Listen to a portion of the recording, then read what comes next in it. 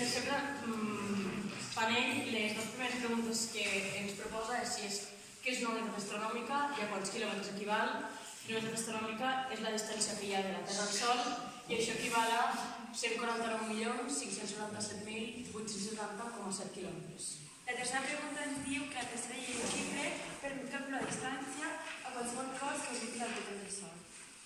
En el tercer enunciat ens diu que el període orbital dels planetes és el temps que triguen a donar la volta al Sol.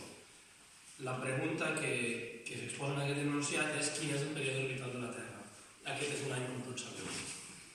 La cinquena pregunta ens diu què significa que el període orbital de Mercuri sigui 0,24 anys.